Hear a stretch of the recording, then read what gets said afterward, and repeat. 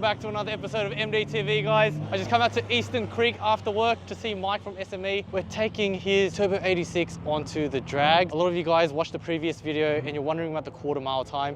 This has been upgraded just a little bit from when we last filmed. I'm gonna get Mike to tell you what's been done to the car since the last video. And we've got Tyler from PVS who tunes the cars, and he's got a very special surprise with his car as well. Hey Mike, how you doing? Hey bud, how are you? Welcome back to the channel. Thanks mate. Most of you guys would have seen this video, 85,000 views, most viewed video on the channel. Yeah.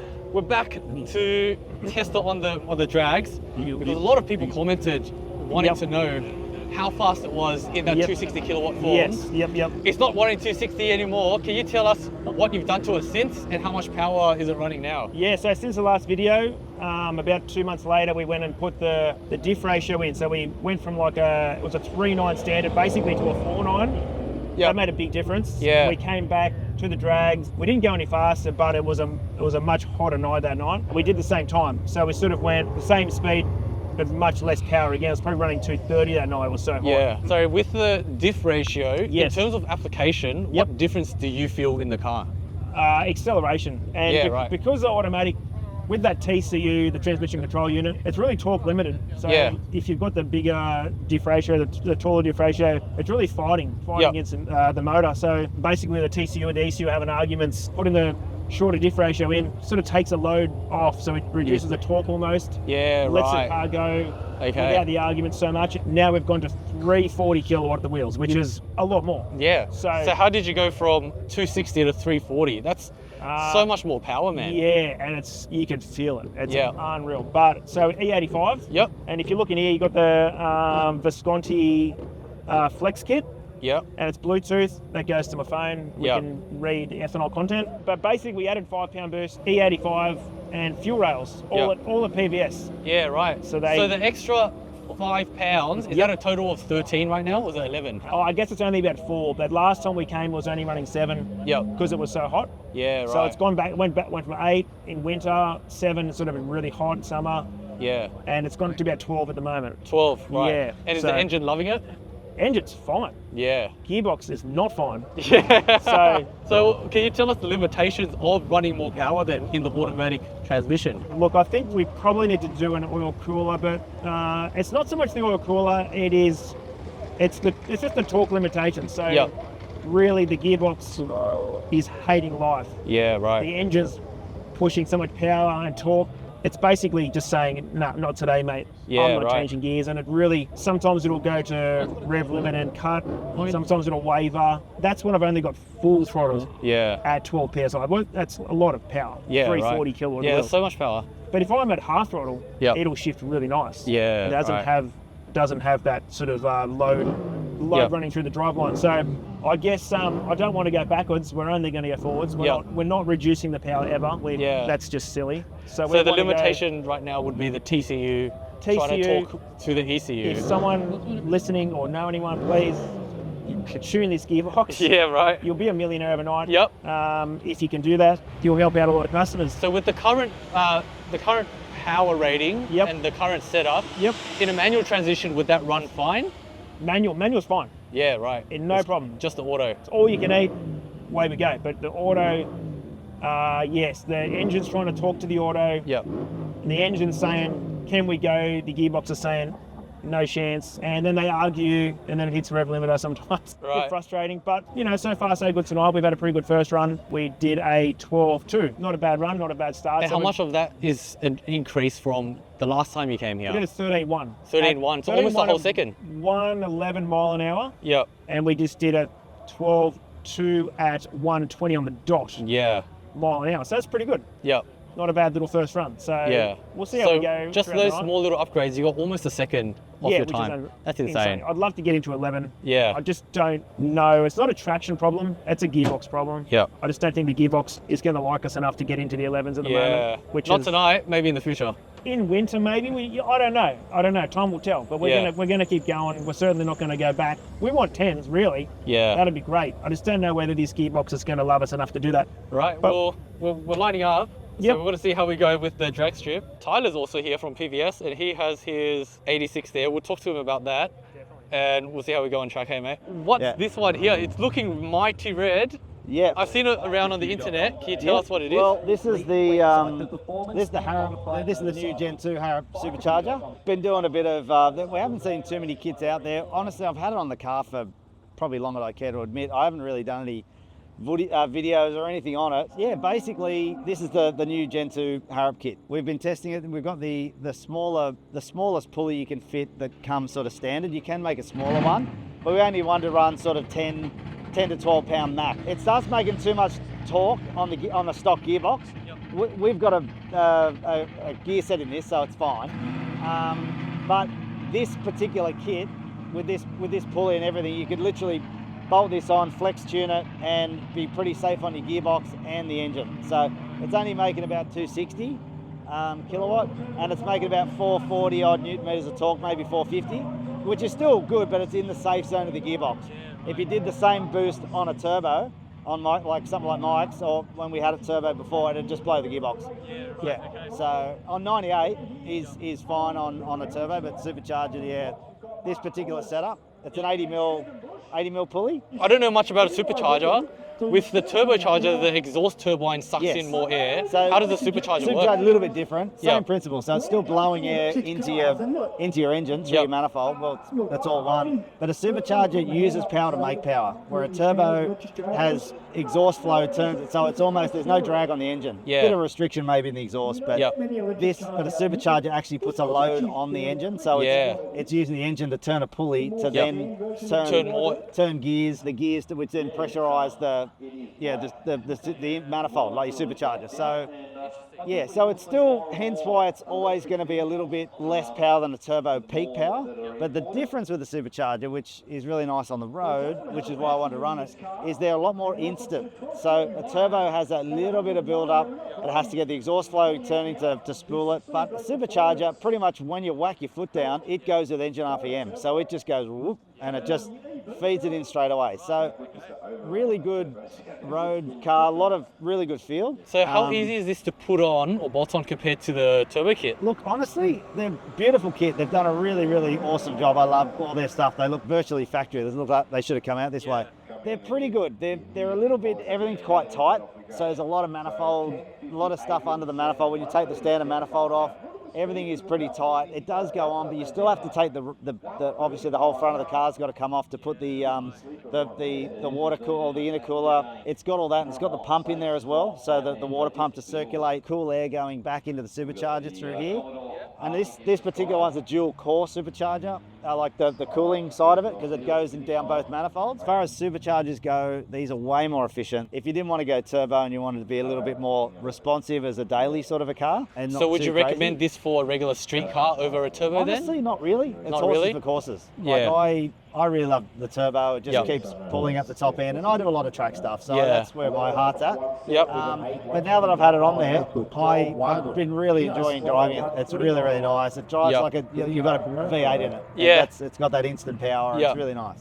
Now, because you do tuning, in terms of tuning, what's the difference between tuning for a supercharger versus a turbo? They've always been different. It's just the way the air moves. Yeah, and, right. And temperatures are different, and the way the map sensor picks up the load and all the rest of it, they always tune up differently. So you can't just put a turbo tune. From my experience, if I put a turbo map in, you can do it as a base map, but you find that everything is way different. All the airflow through the sensors and stuff is different. So sorry. How fast did you go on the quarter mile? On the quarter, a little bit disappointed. I did a 13.1. 13.1, yeah, right. But I really want to get into a 12. Yeah. If I could do a 12.9, I'd be happy. But I'm not getting off the line real good. Yeah, this is also a manual, right? So it is. You've got shifting time and everything as well. Just be better. No excuses. Just a bit rusty, but 60 foot's not great. Yeah.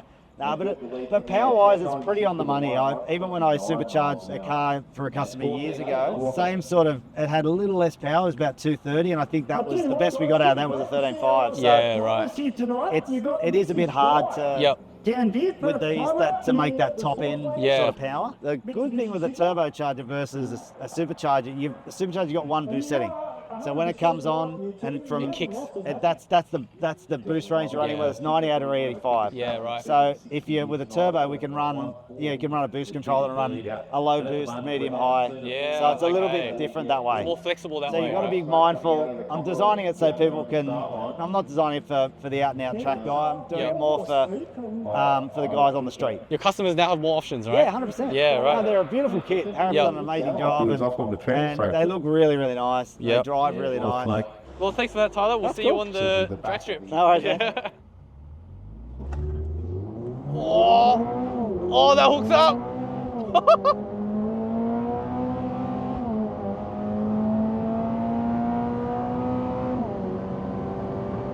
Oh, mate, that is smooth as hell.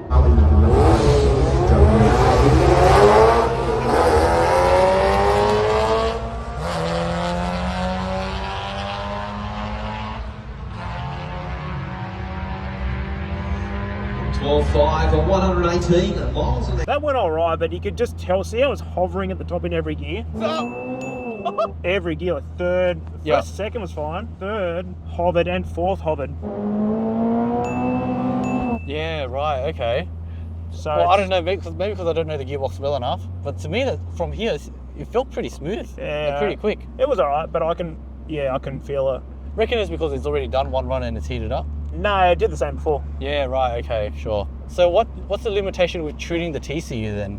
No one can do it. No one can do it, right? No one can break the Fort Knox. The person that does it is a millionaire. Yeah. Hopefully that's you, eh? I'm not a computer man, mate. Oh, yeah. I'll stick to my fab. That's not going to be faster than before.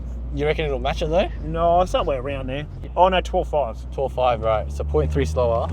Yeah, hovered between the gears for a fair while then. This one here, FA24 Yeah, engine. so tonight we've got the supercharged, the HARROP Super Charger kit. We're just doing some testing on it. At the moment we're getting our ass kicked by the turbo one I tuned, but anyway. We're just doing some testing with that. But this one, we did a 2.4 conversion. So this is my original Gen 1. This is like a 2013 model. So it was one of the first ones that came out. And yeah, we've done a full 2.4 swap. It's full normally aspirated.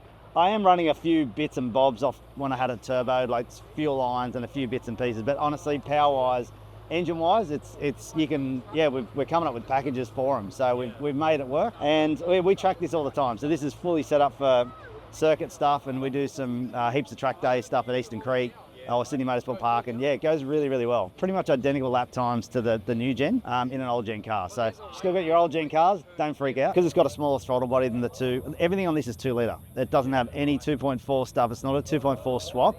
I've machined cylinder heads to the same bore as the 2.4, so the bigger bore size. We've CNC'd all the heads, but they're basically the standard valve size, standard throttle body, standard manifolds. So the new ones are bigger, and they got bigger valves, so they breathe a little bit better at the top end. But it's probably about on E85, maybe 8 to 10 kilowatt less than the actual 2.4 second gen.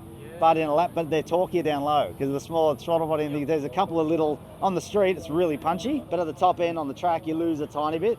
But you're talking a kilometre or 2 an hour. It's not massive. How easy was it for you to swap the FA24 into this? Look, the biggest problem we had was probably just trying to work out the combo. We basically had the 2.4 block on an engine standard. We just had it all clean and all the bits. We just literally Lego pieced it together, built the engine without any gasket goo to see, okay, what's different, what's going to work. It took a little while, a bit of hit and miss, but then we found out, because there are a few things that are different. You can't just use all the 2 litre stuff. The 2 litre cradle, which is the bottom part of the engine, we have to modify the engine mount a little bit. It's not major, but there's a bit of mucking around there. It's not a full straight swap, but it is totally doable. And obviously it's stronger than running. So if you put a turbo on it, and you don't want to run crazy power, like up to 350 kilowatt, which is still a lot, like 450 plus horsepower. Yeah, the engine so far has been super reliable up until that point. Yeah, right. Yeah, we haven't had any issues. It's got the stronger rods as well. Yeah, so. well this Mike's one, I think on the dyno when we tuned it, it was making about 340, I think. Mate, that's insane. Yeah, and you notice it in the mile an hour, you see it. It's not, compared to the supercharger, which on similar boost makes about 260 odd kilowatts, so it's about 80 odd 70 kilowatt difference, but you see it in the mile an hour. But with this in NA form, what mods have you done to it and how much power is it running? Oh, so 170. So I'm 170 kilowatts. Yeah, I normally tune on E85 or if I do a flex tune. Yep. I normally can get the second gens to about 180 kilowatt at the NA. At the hubs NA. That's insane, man. And that's on a good day, like pretty coolish weather, not like middle of summer. Yeah. But normally even on a hot day it'll be 175. Yeah. Where this is, I've peaked it at about 170. So yeah, right. as I said, it's about 10 kilowatt, but it's all at the top end. Down low, this is probably better till about 5. Yep. And then from 5 to 7, the actual Gen 2 engine flows better. But I just wanted to showcase that you can literally use all your old 2-litre stuff and it's not going to make much of a difference. Well, this is going to be an interesting matchup, man. Oh. FA24 in the old one. Well, but this is so much slower. I'll see if I can get him off the line. Yeah. I'll see if I can get a bit of 60 foot. That'll be about it. Yeah, right. So, okay, we'll see you on the drag strip. Oh.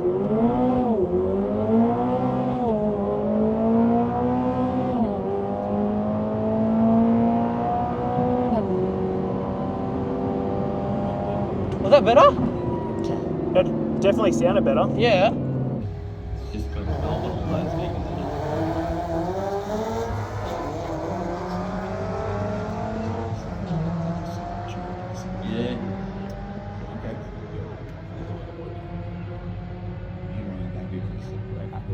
It sounded better, but you were short shifting. Oh, 100% short, yes. That was better.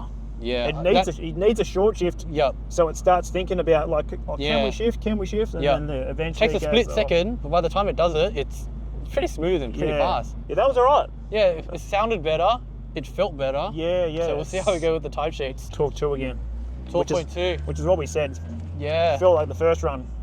Very fast, very good. So you needed that short shift, hey? Yeah. But we matched it equally. 120 miles as well. Exact same. Almost, slightly short. 119.5, yeah. If you liked the video, please make sure you like and subscribe. Thanks for watching, guys. See you in the next episode.